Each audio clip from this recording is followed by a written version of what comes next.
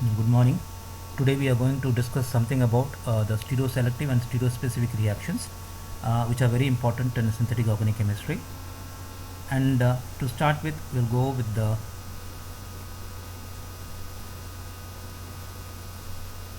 next slide, which clearly shows that to understand the concept of stereoselective and stereospecific reactions, to know what are they, let us try to understand with some examples. So the first example that I have shown here is addition of bromine to 2-butene. You know the structure of 2-butene, which is over here, CH3, CH double bond, CH and CH3. And you would have studied these bromine additions or any halogen additions to across the double bond in your bachelor degree as well. So when you add bromine to this 2-butene, you get 2,3-dibromobutane, and you can see that it generates two asymmetric, two stereogenic centers, two carbons, and therefore, as the alkene can exist in two geometric isomers, which are cis and trans, you can have three stereoisomers that is possible, which are SS, RR, and RS, that is meso. When you take trans-butene and cis-butene, you can write the structure like this, the Fischer projection, and therefore you do have the bromine dibromobutane, dibromobutane structure and its mirror image, and for the cis to butene as well.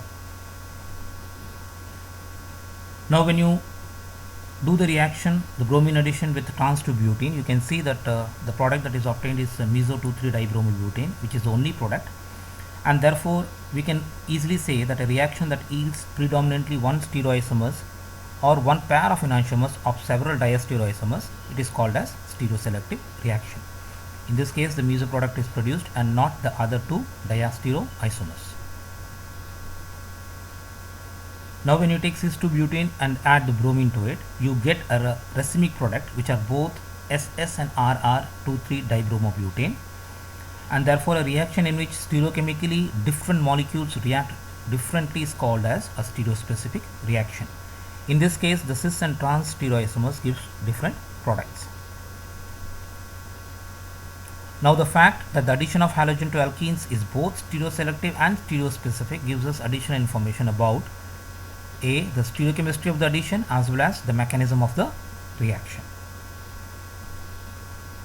Now you see that when both the bromines are added on opposite side of the carbons across the double bond, it is anti-addition. When both the bromine atom when the bromine is added to the same side of this carbon-carbon double bond, it is called as syn addition.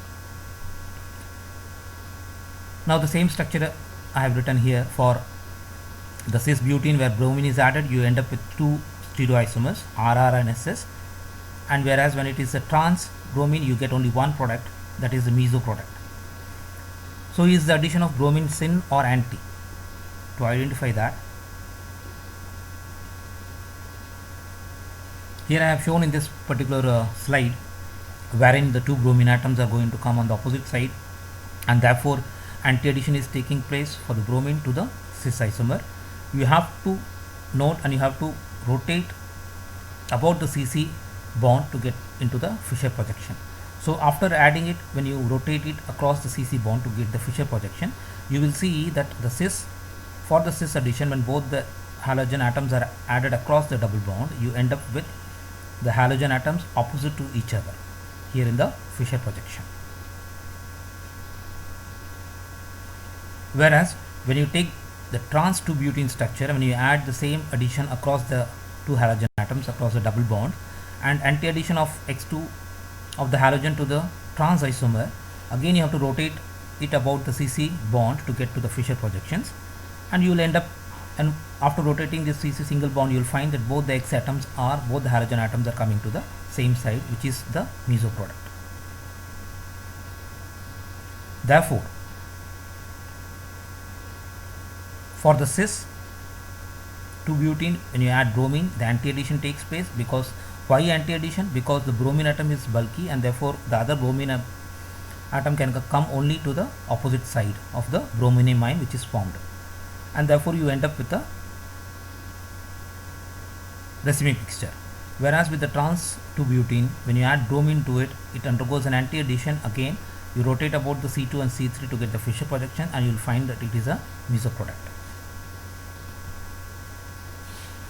So what is the use of it? You can determine whether a stereoselective addition is syn or anti. You cannot simply look at the Fisher projections only. And remember that it is often necessary to rotate about the carbon-carbon bond to get a molecule into the conformation that corresponds to the Fisher projection. So what does the stereochemistry tells us about the mechanism of the addition of halogen to alkenes?